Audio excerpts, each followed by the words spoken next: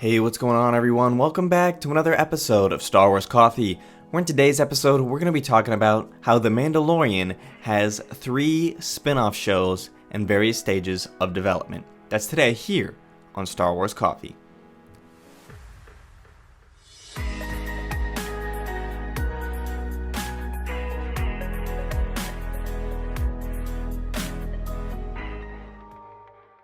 The Mandalorian is fast approaching with a teaser trailer expected to come on August 21st, with the actual Season 2 scheduled for October 2020, not going to be pushed back.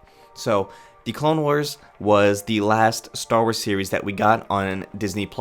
It was the second most viewed show this year, period, of any streaming service or cable show, only to be defeated by The Mandalorian. So The Mandalorian is still extremely powerful show, and I would say that that's why we've been gotten so long waiting for the Season 2 trailers, because Disney's continually monitoring how the show is performing on Disney+. They're looking at all the various metrics, seeing that the show's still doing fantastically.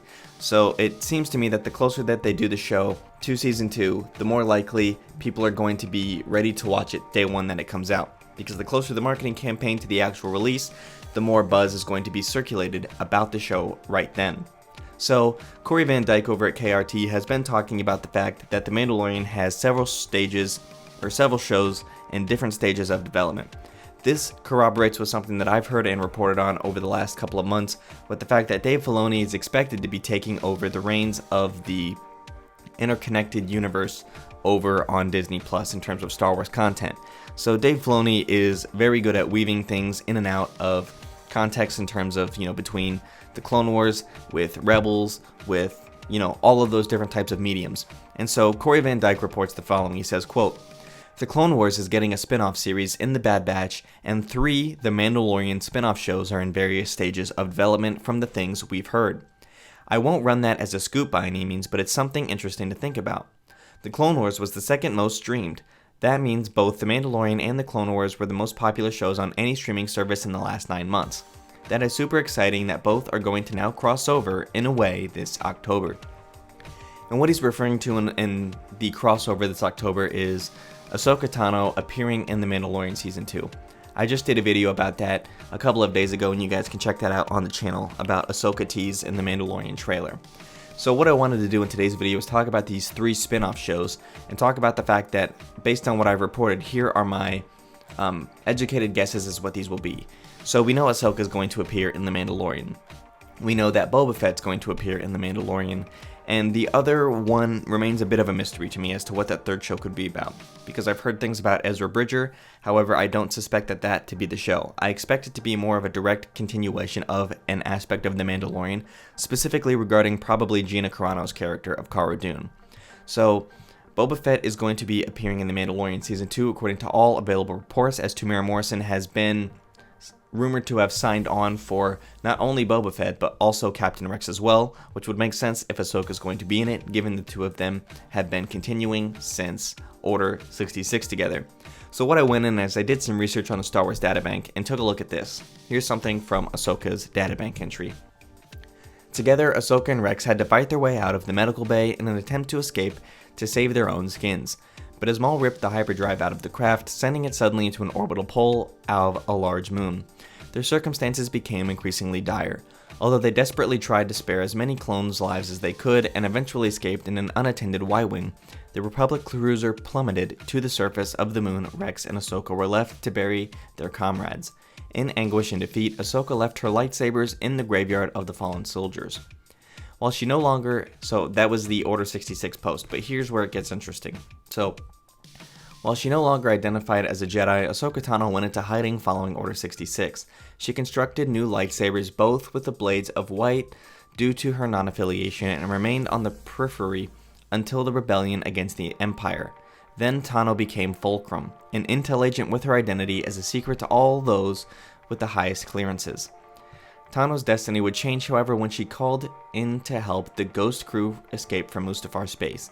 Here she met 2 Jedi, Kanan Jarrus and Ezra Bridger, and shortly following the encounter, Tano was present during a deadly aerial crash with the mysterious Sith Lord. So obviously we know about that being Vader. Tano accompanied the Ghost Crew on several missions, including the battles with the Seventh Sister and the Fifth Brother Inquisitors, whom she handled with relative ease.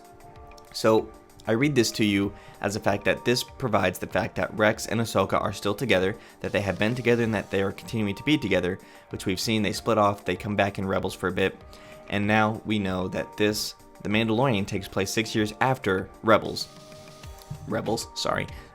of the Jedi, the original trilogy. And now we have Ahsoka being somewhat of an agent under the known as Fulcrum. However, she would change forever when she was called to help the Ghost Crew. So, Ghost Crew takes place during Rebels. However, we saw that the ship appeared in The Rise of Skywalker, which gives credence to the fact that that's still active and that Ahsoka could still have been alive during The Rise of Skywalker. There's no end to her character as of yet, and I don't suspect there will be anytime soon. So it makes sense that the Ahsoka arc would continue. And the other reason I read that is due to the fact that perhaps the Ezra casting that I was reported to about could be this third show. While not only would it be just an Ezra specific show, it could just be a show about the Ghost Crew, given the fact that Disney has been so good at putting pieces into place in all of these different forms of mediums in order to continue to connect this overarching story that is the Skywalker saga. So the Ghost Crew appeared in The Rise of Skywalker, it's appeared several other places, so it would make sense to me, given the sense that The Mandalorian takes place in the space between the original trilogy and the sequel trilogy, that we could get some more information about the Ghost Crew, given the fact that it would bring the opportunity to include several recurring characters into live action. It would give the opportunity to tell the story of it, leading up to perhaps the space of The Force Awakens through The Rise of Skywalker. And this would also give credence to the idea that this could continue the character of Ahsoka, find out what happened with her in terms of her story, where did it end, because we know that she was involved in helping Rey at the end of The Rise of Skywalker.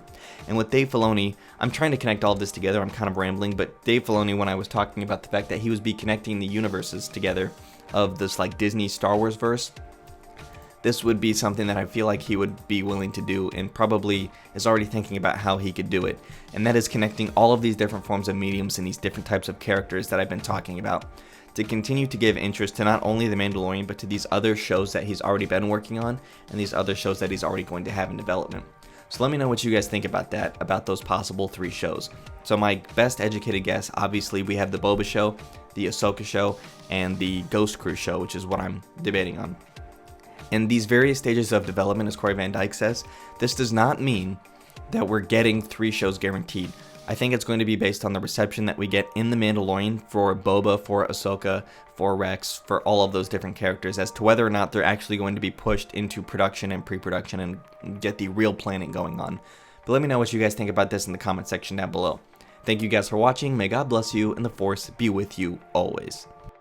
If you enjoyed this episode, and frankly, even if you didn't, don't forget to subscribe. Do it! And if you want to help spread the word, please give this video a thumbs up and tell your friends to subscribe. Please check out the official Star Wars Coffee merchandise, and don't forget to check out all of the content playlists on this channel, including The Rise of Skywalker, The Mandalorian, and much more.